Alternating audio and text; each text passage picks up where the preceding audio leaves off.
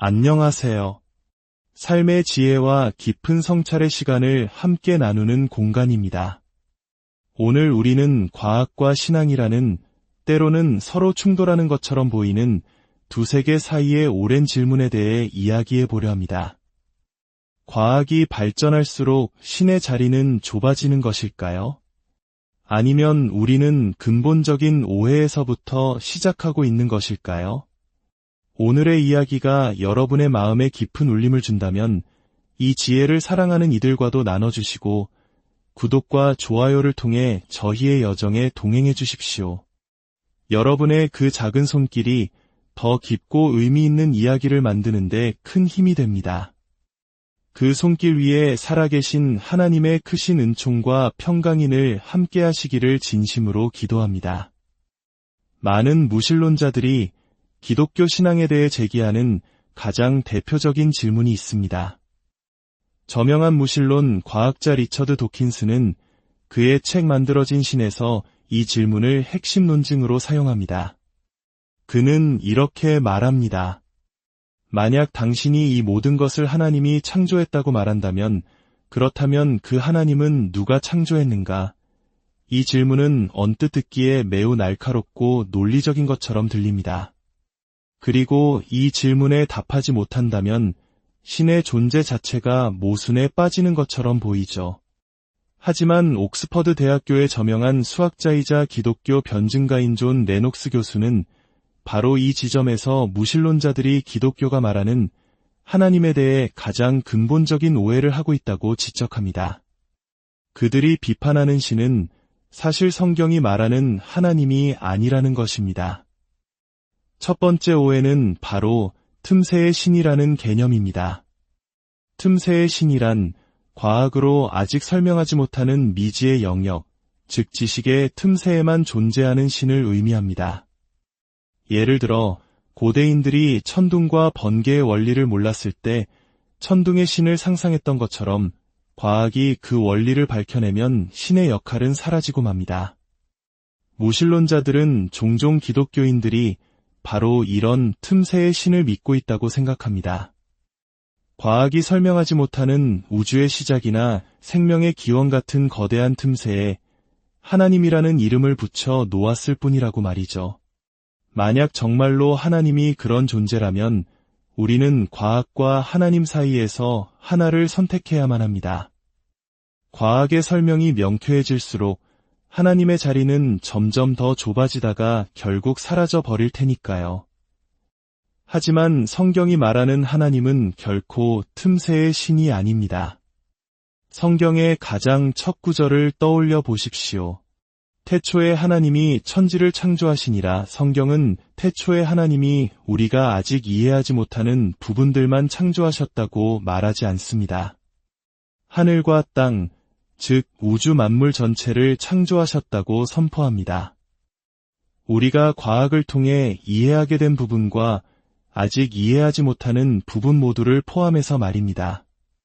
이는 마치 우리가 한복의 정교한 아름다움을 더 깊이 알수록 혹은 김치가 발효되는 과학적 원리를 이해할수록 그 속에 담긴 선조들의 지혜에 더욱 감탄하게 되는 것과 같은 이치입니다.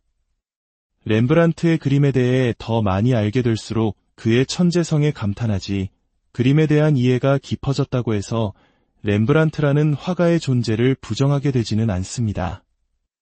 공학 기술을 더 깊이 이해할수록 자동차를 설계한 헨리 포드의 위대함에 더욱 경탄하게 됩니다. 마찬가지로 아이작 뉴턴과 같은 위대한 과학자들은 우주의 법칙을 발견하면 할수록 그 법칙을 만드신 하나님의 지혜와 능력에 더욱 깊은 경외심을 느꼈습니다. 과학적 설명과 하나님의 존재는 서로를 밀어내는 제로섬 게임이 아닙니다. 오히려 과학은 하나님께서 창조하신 세계의 놀라운 질서와 디자인을 들여다보는 창과 같습니다.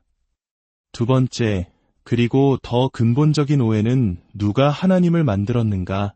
라는 질문 자체에 숨어 있습니다. 이 질문은 이미 하나님은 만들어진 존재라는 것을 전제로 하고 있습니다. 하지만 성경이 말하는 하나님은 창조된 존재가 아니라 창조주이시며 영원한 분입니다. 시작도 끝도 없으신 분, 모든 시간과 공간의 원인이 되시는 분입니다.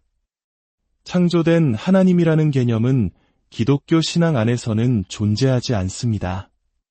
우리는 보통 그런 존재를 우상이라고 부릅니다. 그러므로 누가 영원하신 하나님을 창조했는가? 라는 질문은 결혼한 총각은 누구인가? 혹은 둥근 사각형을 그려보시오 처럼 논리적으로 성립되지 않는 질문입니다. 존 레녹스 교수는 도킨스에게 이렇게 되물었다고 합니다. 당신은 당신이 믿지 않는 그 신을 나 또한 믿지 않습니다. 당신은 허수아비를 공격하고 있을 뿐입니다. 그리고는 도킨스의 질문을 그에게 되돌려 주었습니다. 당신은 우주가 당신을 만들었다고 믿는군요. 그렇다면 당신의 창조주인 우주를 만든 것은 누구입니까? 이 질문에 대해 그는 아직도 답을 듣지 못했다고 합니다. 결국 존재하는 모든 것의 근원에는 반드시 영원한 무엇이 있어야만 합니다. 그것이 영원한 우주이든 아니면 영원하신 하나님이든 말입니다. 무신론자들은 그 영원한 실체가 인격이 없는 물질이나 에너지라고 믿는 반면 기독교인들은 그 영원한 실체가 우리를 사랑하시고 우리와 소통하시는 인격적인 하나님이라고 믿는 것입니다. 이것을 더 쉽게 이해하기 위해 간단한 비유를 들어보겠습니다. 주전자에 담긴 물이 끓고 있습니다. 물이 왜 끓고 있습니까? 이 질문에 두 가지 답이 가능합니다. 첫 번째는 과학적 설명입니다. 가스레인지의 불꽃에서 나온 열에너지가 구리 주전자의 바닥을 통해 전도되어 물 분자들의 운동을 활발하게 만들었기 때문입니다. 이것은 완벽한 과학적 사실입니다. 두 번째는 인격적 설명입니다. 제가 따뜻한 차 한 잔을 마시고 싶기 때문입니다. 이 설명 역시 명백한 사실입니다. 자, 이 두 가지 설명 중에 어느 것이 옳은 답일까요? 당연히 둘 다 옳습니다. 두 설명은 서로 다른 차원의 진실을 말하고 있을 뿐 서로 경쟁하거나 모순되지 않습니다. 과학적 설명이 존재한다고 해서 차를 마시고 싶어 한재의 의도와 목적이 사라지는 것은 아닙니다. 오히려 두 설명은 함께 있어야 완전한 그림을 보여줍니다. 이것이 바로 과학과 하나님의 관계입니다. 과학은 어떻게 우주가 작동하는지 그 법칙과 메커니즘을 설명합니다. 반면 신앙은 왜 우주가 존재하는지 그 목적과 의미, 그리고 그 모든 것을 시작하게 하신 창조주의 의도에 대해 답합니다. 자동차 엔진의 원리를 설명하는 자동차 공학이나 물리학이 자동차를 만든 헨리 포드라는 존재를 부정하는 근거가 될 수 없습니다. 오히려 정교한 엔진은 그것을 설계한 지적인 설계자의 존재를 강력하게 증거합니다. 우리는 책 속에서 잉크로 만들어진 저자의 모습을 찾지 않습니다. 우리는 건물을 이루는 벽돌과 철근 속에서 건축가의 형상을 찾지 않습니다. 마찬가지로 우리는 우주라는 피조물 안에서 물질로 이루어진 창조주의 모습을 찾으려 해서는 안 됩니다.